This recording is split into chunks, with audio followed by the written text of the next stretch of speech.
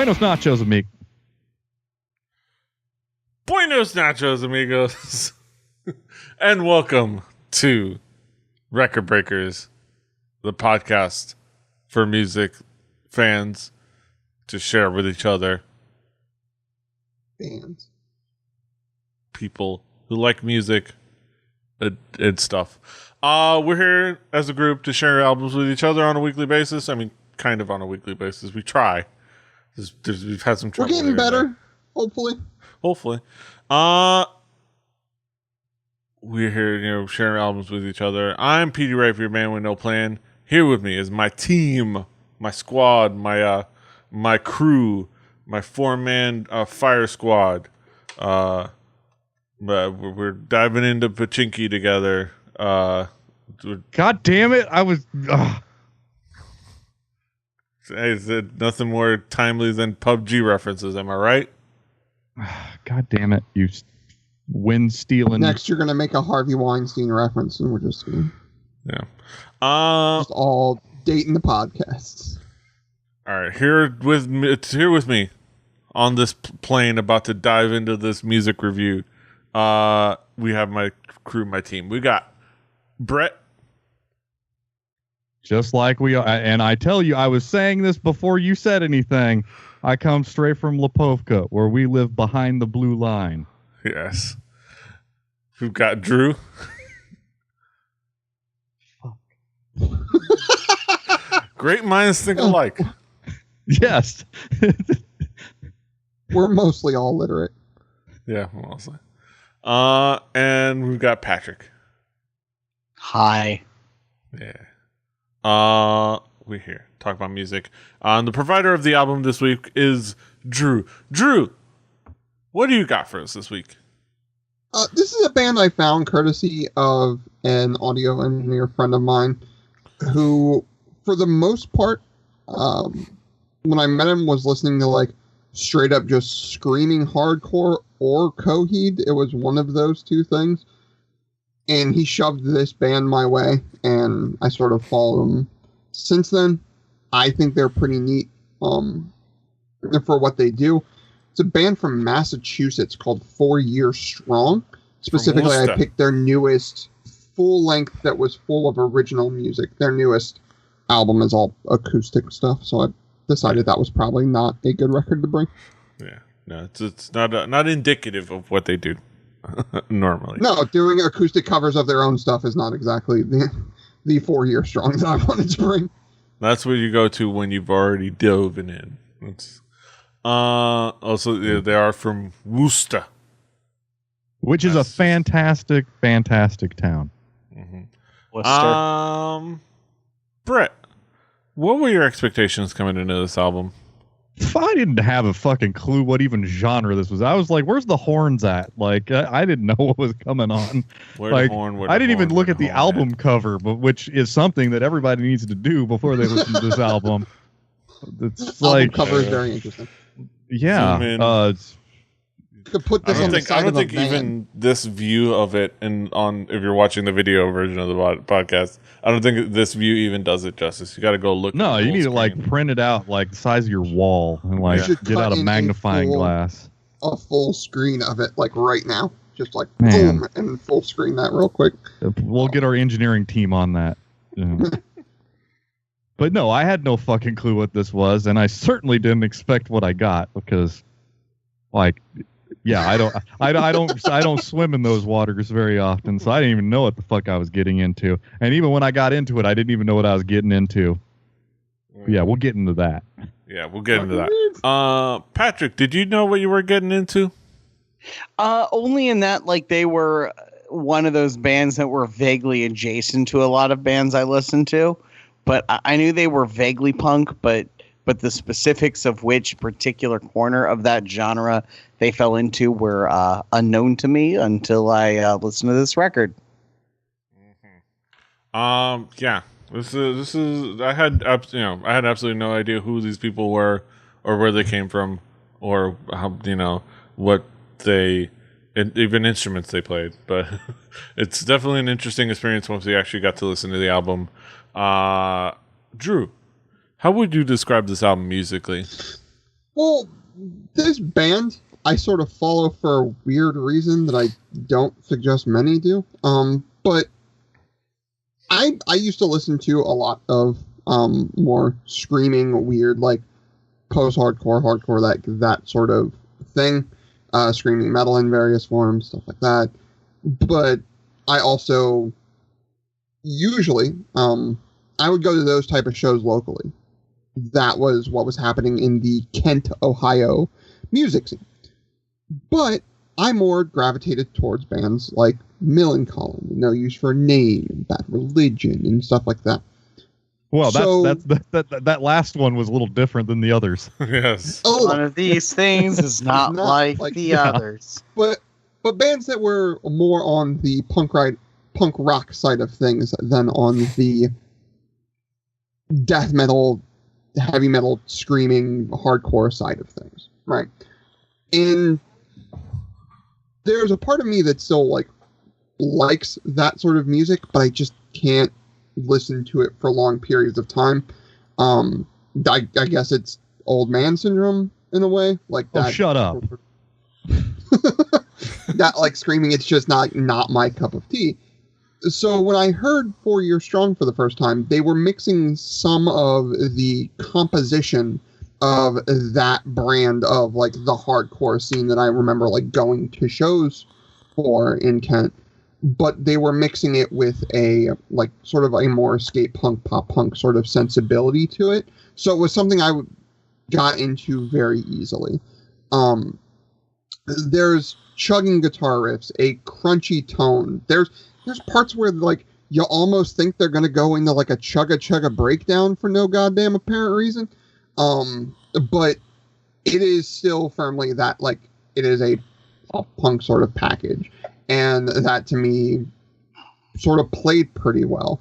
I think it's in general, the lyrics are pretty feel good, chanty, pump your fist sort of stuff, which is again something that I've been, as I sort of dive more into music lately, is more of my speed. I still hold a soft spot in my heart for These Saves the Days of the world, but I want to feel good. I want a little bit more escapism in my music. Sometimes I'll go for something a little more political. I almost brought in Run the Jewels and still may sometime in the future, but I pulled an audible on myself for reasons you guys will find out. But so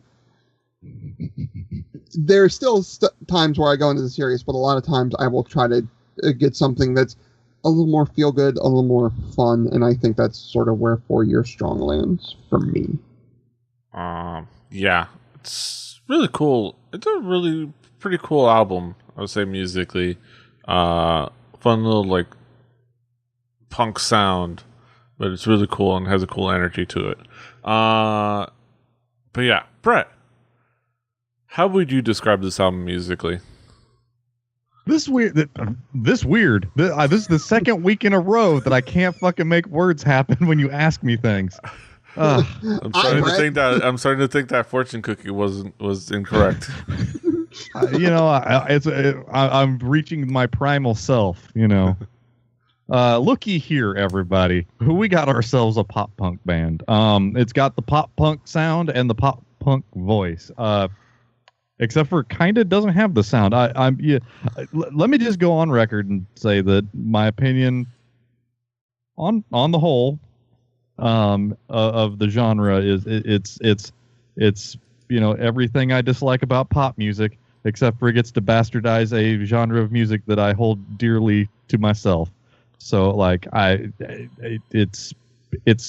got hang-ups, but I'm coming into this being as open-minded as possible. And trying not to bring my baggage to their album. That being said,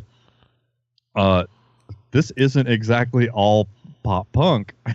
There are things that are going on here that you kind of expect. I wouldn't say like butt rock, but it was definitely turn of the millennium, Paul Muty, like chugga chugga chugga. And every time you think like a chord progression is going to resolve the way you want to, you're gonna be like, sour note. It's not going to be the same old formula. Like lyrically, the songwriting, follows the formula of the genre. It is like its peers. But musically, it's not. It's got a lot of heavy drumming with a lot of hard rests, much like punk rock, where it's you're going at it so hard you're going at it that you have to have these breaks. Yeah, you got to have breaks in it so that it's not, so people can understand it's not just a fucking noise wall. You have these little. It emphasizes the weight of the music when they do that. It's something that punk rock learned to do when people were like, man, this just sounds like people fucking banging on drums in their basement with a microphone in the room. So it's well produced. Like the mix is good. You can hear everything everybody's doing because there's a lot of stuff going on.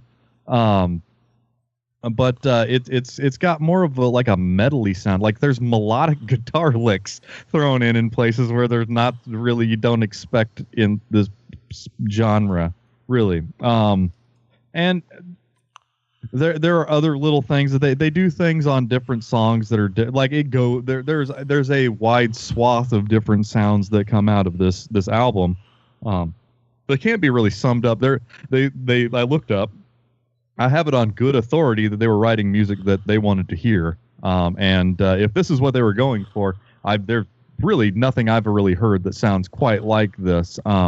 It definitely exceeded my original expectations of when I heard the vocals come in, and I started hearing simple chord. I was like, oh no, here we go. It's gonna be like it's 2003. I'm watching Much Music because it's way cooler than MTV. There's when we break it down into songs, they do some stuff that's very impressive for a genre that I despise with all of my heart. Patrick, what would be the themes elements that caught your attention? How would you describe this album musically? So, unlike Brett, I'm someone who has a soft spot for pop punk. Nuh-uh. Some of it's way. Okay. Some of it's pretty okay. Some of it's terrible. Here's the thing about pop punk. It's really easy to get wrong. But let's take pop punk and let's just throw some metalcore at it, because why the fuck not? And me and probably just a few years before this band really got humming would have been all about that idea. But me at age 31 is kind of the time has passed on this. Because again, I'm someone who also occasionally likes metalcore. But really, yeah. I think you I do. can't stand it no more. There's I went the opposite way with it. There is a corner of punk I can't where take Meshuggah again. No, but there's a corner of punk where punk and metal met, and it was called post-hardcore, and it was just a couple years before this, and it worked better for me. But for you, that's for me. For me, I recognize this as my personal taste. This album isn't without its enjoyment. It is well executed. Pop punk with kind of a metal edge is not the worst thing ever. It's not the worst idea ever. I just feel like maybe I'm for this shit, and that makes me feel old and terrible. So it's really just that I think I'm coming to this band at the wrong time in my life for me to love it. I'm getting too old for this shit. But there are things which we will talk about that I did in fact enjoy. Although the total package was not my current old man cup of tea. I mean, Lex Luger? Welcome to the party. I've been waiting for this day forever. You just got old. Yeah, I got old. I got old listening to a 4 Year Strong record. I love that he's the one that feels old, and I'm older than him. High mileage, Petey. Also, slightly belated happy birthday, Pedro.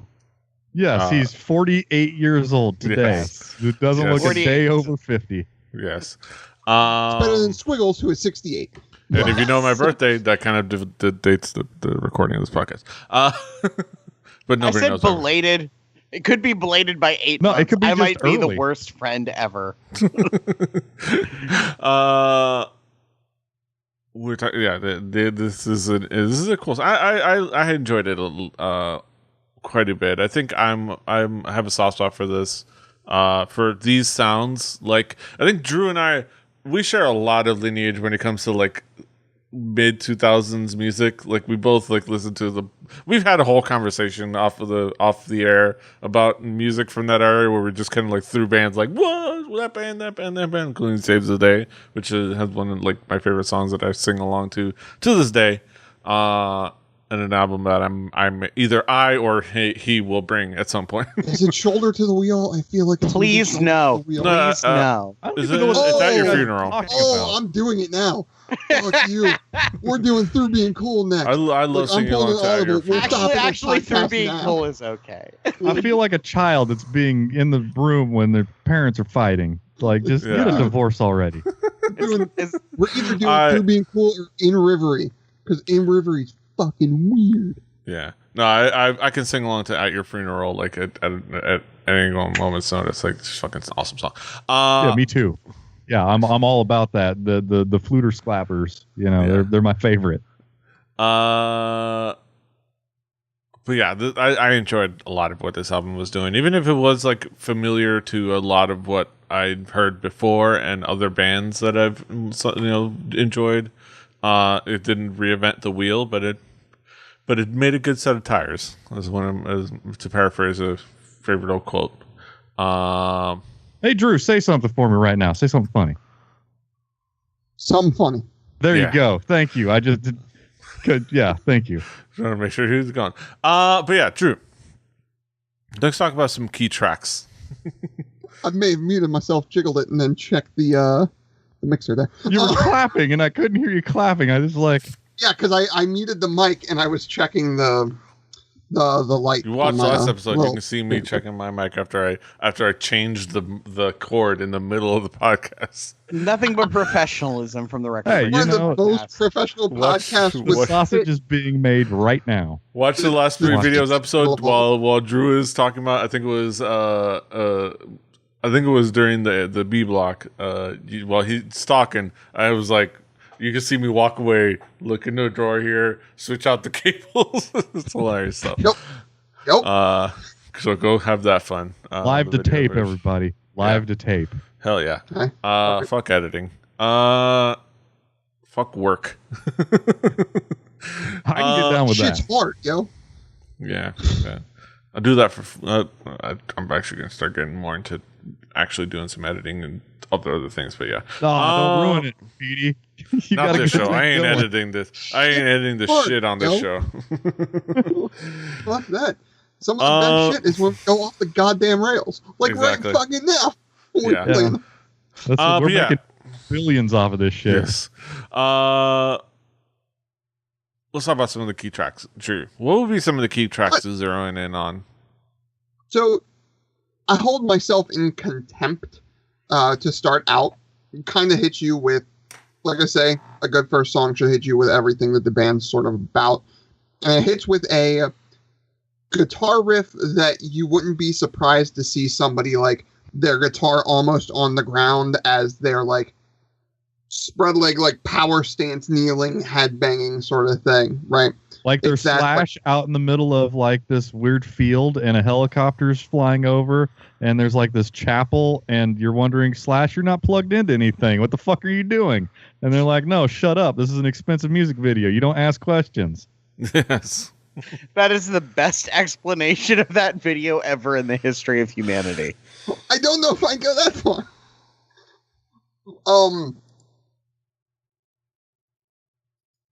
Like when I said, going to Kent on the weekends and like listening to like weird, bad, like hardcore and metal and seeing those guys on stage. Like I imagine them doing that almost in a joke on stage for this song because of how ridiculous that opening is. The vocals in this song, I think, get about as like harsh and yelly as they're going to get on the entire record. So it kind of sets you up for that too. And there's crowd chanty sing-alongy bits in the chorus, which I am all for. Hey, I'm still a sucker for whoa-oh-ohs sometimes. This wasn't whoa-oh-ohs. There was actual words to this, but it's the same sentiment on the song, and I think that's okay. I'm going to bring up a song that one had great, like, lip snarling guitar riffs.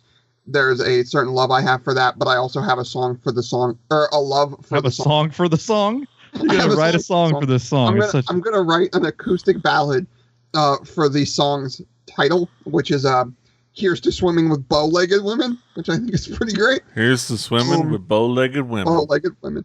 I think that's pretty hilarious. But to me, one of the first songs I heard from this band and what sort of drew me in was "Go Down in History." I think that as a song, it builds well. I think there's, again, the sing-alongy parts that if I'm at a concert, like I'm in the pit, like being bounced around, like pumping my arm for this song and chanting along because it's fun.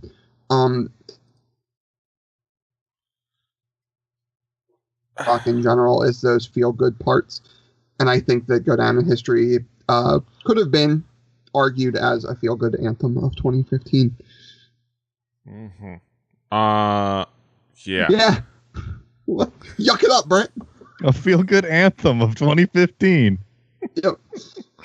Brett. You know, hey, for the 20 people that I'm sure heard this album, feel-good anthem. Brett. Oh. What was your feel-good anthem of 2015? What was we all float down here. I once had a fruity clown with bad CG around him ask me that once. He kept calling me Georgie for some reason. This song throws a lot of poppiness, and it goes for a harder and rougher edge sound than what I was expecting. But it uses some of my favorite like punk rock drum trope, like the sound of every punk rock drummer from 1995 on. I don't know enough about percussion to tell you what it is, and I'm not gonna like beatbox it for you. But Yeah, it's the no effects drums.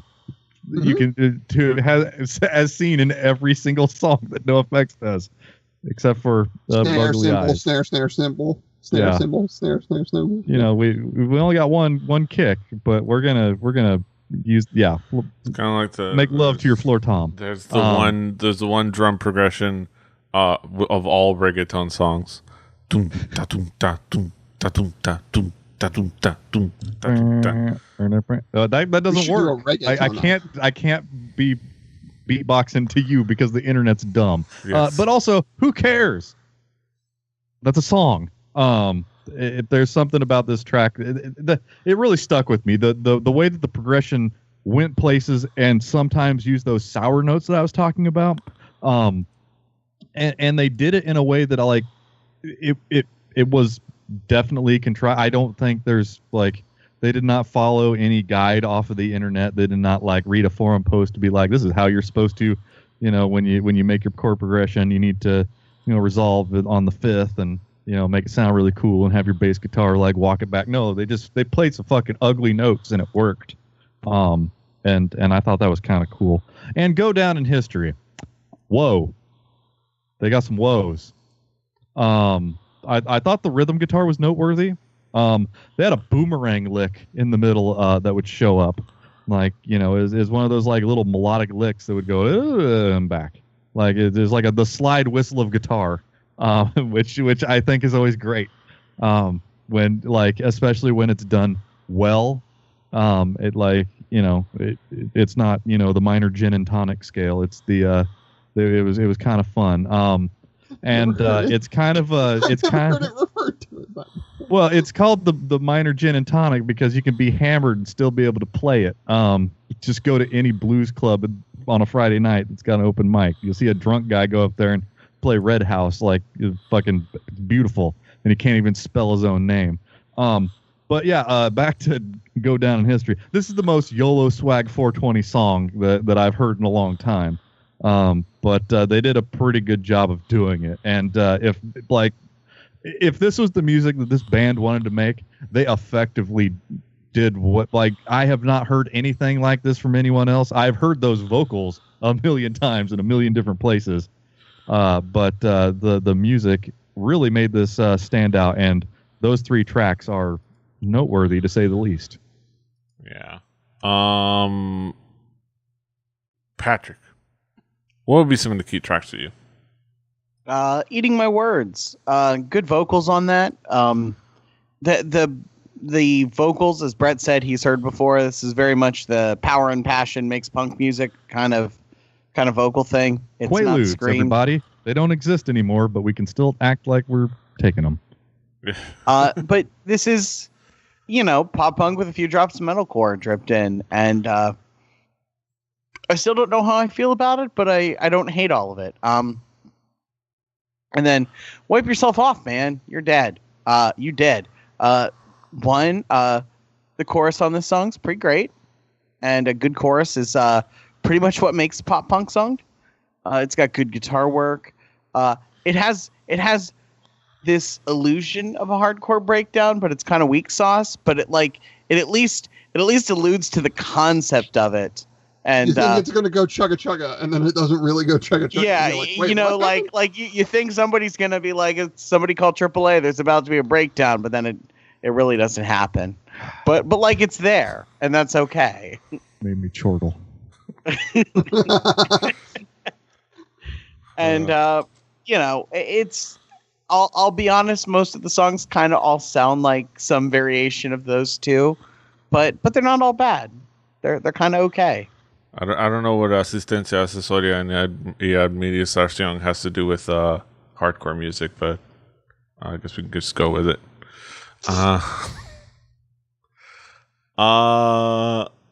Yeah. Crash Zoom. Yeah. There's some interesting song. I will say, double up on the fact that one of the best titles ever is "Here's to Swimming" with bow-legged women, which is a wonderful rhyme. Yeah, hilarious to me. But yeah, let's bring it back around the horn. Talk about some conclusive thoughts. Let us all conclude all over this album. The album could use a trombone. Yeah. I mean, if you're going to choose a horn, it's the most violent of the horns. Yes, you can violently. You can put musically. a boxing glove on the end of it if Looney Tunes taught me anything. Boom, boom. Brett, what would be your conclusion on this album? This album is harmless and well-meaning. It's not something I'm going to go out of my way to ever listen to ever again. There are definitely parts that exceeded any expectations I had when I first heard the vocals and found out. Like, I did a Google search after starting to listen to this. Like, oh wait, hold on a second. There ain't no horns. I need to know what's going on here and see what the hook is. Who am I to tell them they're doing something wrong? I mean, they give it a listen. Surely they wouldn't have stuck around for as long as they've been around if everybody had the same opinion as me. And another thing that I always have to remember is that when I was 12 years old and I got my grubby little hands on punk and drublick, punk rock was about as mature as pop punk is at the time of this album's release. So this is a mature genre that they are a part of. I can't come in and be like, oh, I'm an old man, because guess what? They're the old men now. Yeah. So, it's a well-established thing, and I can't be the grumpy guy screaming at a cloud. So if you're into this stuff, listen to it. If you haven't listened to it before you hear us talk about it, you're going to have really, really weird expectations going into it. But, it's I. Right. Patrick, what would be your conclusion on this album? I feel like if you put this band in the hands of 16 or 17-year-old me, I'd probably really enjoy it. It speaks to that part of my past. I liked a lot of stuff that was adjacent to this. I listened to a lot of bands that these guys opened for in the mid-2000s when they were getting started. So like a weird group of people if you look at that Wikipedia page. But that's neither here nor there. Alexis on Fire and Blink-182 is on the same list. Like, putting that out there. But it for me personally, like when I want to mix my metal and my punk, post-hardcore does that for me. And we all know everyone's opinions on Glassjaw here, so take that. I believe I said it sounds like a fart through a tuba. Yes. I believe that has been said. Yeah. But this is sort of taking another approach to mixing punk and metal together, and it's not at all poorly done. It just doesn't do it for me personally. But I have really, obnoxious opinions on metal and occasionally obnoxious opinions on punk. So my taste should not dictate yours. It's definitely, this is really well done for what it is. It just isn't for me. Mm-hmm. Wow. How dismissive of you. Wow. Wow. I'm going to give you your wow. I'm sorry. I'm going Owen Wilson on you. Wow. Wow. But no, like for real, you I'm going to give you your AARP card and like I know. I feel like I'm about 145 years old right now. Population U. This album made me feel old because me 12, 13, 14, 15 years, me half my life ago might have liked this album more.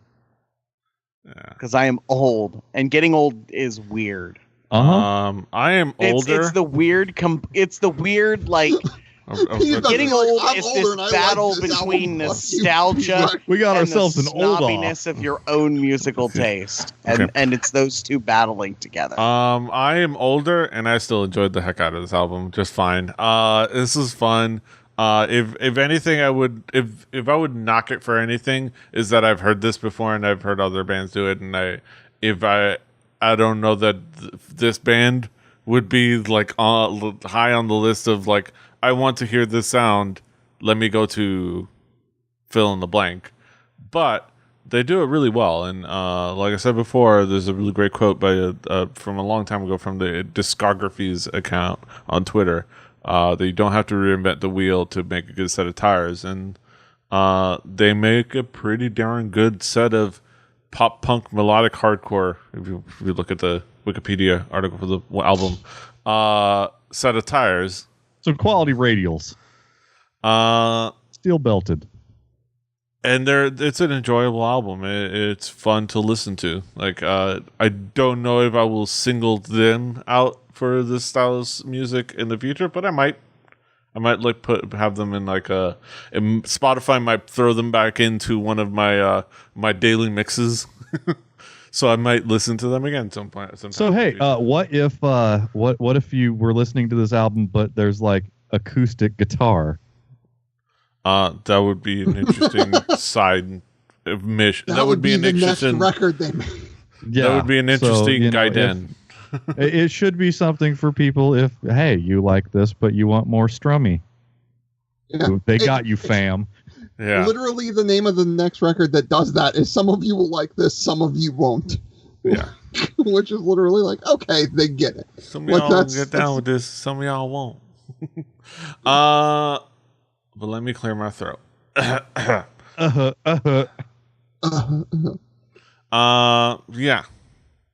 Drew, what would be your conclusion on this album? I think that this band, and specifically this album especially, is something that I enjoy because it's a motorcycle. Did I just hear a small block Chevy? Wow. That came through so well. Yeah, like for a second I thought it was right outside my window. My house. Oh, no, wait. It's like okay. Somebody's in a hurry to get somewhere. God damn it, Miami! Shut the fuck up! I'm trying to make a musical point. Look, at least it didn't have one of those of Westchester. The speedsters of Westchester, Florida. But no, this is one of those bands that they do something weird with it, and I enjoy the weird from time to time. Yeah, it's not going to be everybody's cup of tea, but I have a good time listening to it because it's a mashup of the things I liked in my youth. And every once in a while, I will go back to bands that I know, like, objectively, like, at this point, like, if I were to get to them now, that I would not like. But I go back to them because it hits, like, a certain nostalgia circuit in my brain. I'm looking at Reliant K on that one. Yes, I'm sorry. About that. My tastes are bad. Don't listen to them. But this is a band that, like I said, is something that's newer. They started in like 2001, I think, 2002. But they're a band that's still putting out music that's pretty good. And is fun. And I always hear that, oh man, all music today, why don't they go back to making music like it was when I was a kid? Like all the people like in their mid-20s are saying now. And I'm here to say, hey, there's bands like this that are still out there. You just don't look hard enough. Yeah. That's on you, bruh. Yes. There's good music out there. Go find it. I dropped the mic, but it's attached to my desk. Yes. I also might fuck up the cord, apparently, because I need to everybody's getting some XLR cables. Yeah. Luckily, I had a spare. Understand because I don't think I can take Yeah, this. Petey, I know Petey. He went to the magical drawer and I found my other XLR cable. I almost went to Woodsy's today just to pick up an XLR cable, but then I didn't. If only one of us worked in a technology store. Yes. No, we don't sell XLR cables unless we're talking about the fucking Magnolia level pricey balanced cables for fucking Macintosh receivers and shit like that. Outside of that, we don't sell XLR cables. I tell people to go to Guitar Center. But yes. Suggested other computer repair shops before, so fucking yeah. It's just because this album we had our thoughts. Now let's get we thunked. This whole podcast is a big old thunk. Let's get into our haiku reviews. Let's get into the real fun of it all. Let's get it started. Brett, what is your haiku? Don't listen to me. It's a solid one of those. I guess it's okay. Mm-hmm. Patrick, what is your haiku? Pop punk meets metal. Somehow that doesn't work though. Refrigerator. Fuck. The lobby. High energy punk with familiar sound and feel. Perfect for jumping. Drew, what is your haiku? An easy listen. New punk that I can dig on. It is pretty good. You can of course find this album on our Spotify playlist. Play Record Breakers the home game. Follow along at home. You should be listening before you watch or listen. Listen I'm before not you gonna tell people what to do. They want to listen to us first. Yeah. It's no dumb, hard, but it's fucking big, dude. Ain't that bad? Do what you want. But it's fun that way. But you can do whatever you want. But it's gonna be on there. I try my best to update that playlist. It'll just this giant playlist. So at this point, you'll be able to have it as just a fun playlist you can put on shuffle and just go all over the place. There's that guy again. Apparently, he took a wrong turn and had to double back. It's like, fuck, went down that way. But yeah, on that Spotify playlist will be undoubtedly next week's record. It might be a guest episode, but I don't want to say who it is or with the album just in case something happens that falls through. But you'll get an announcement and you'll see it updated. It's Tom Hanks, everybody. Tom Hanks is coming on. But it will be a hip hop record. But no matter what, next week is going to be big fan hip-hop. of hip hop. Tom Hanks. Yes. Next week is going to be hip hop, but if it's not a guest episode, it will be my album, and it's interesting because it's an album that even I am going in blind on, because it's going to be, bear with me here, it's going to be Kendrick Lamar's "Damn." So we're going there. I'm so excited. So look forward to that. So pumped. Look forward to that. We're getting really mainstream with this year Grammy winner and platinum selling. Spoiler alert, this album's fucking dope. So look forward to that. Spoiler for next week or a couple weeks from now. So look forward to that. But that's then. This is now. You can of course find us all over the internet. Patrick is at the Swagger. Brett is at HeyBBBard, HIBBI2IBIBBARD. Drew is at X Juice for X. I am at PD Rave. The show is at 4 Record Breakers. That's the number 4 Record Breakers. RecordBreakersPodcast.com. RecordBreakersPodcast@gmail.com. Rebellion.net for this and other shows. iTunes, Stitcher, all over the place. Until next time, hasta los huevos. Toodaloo.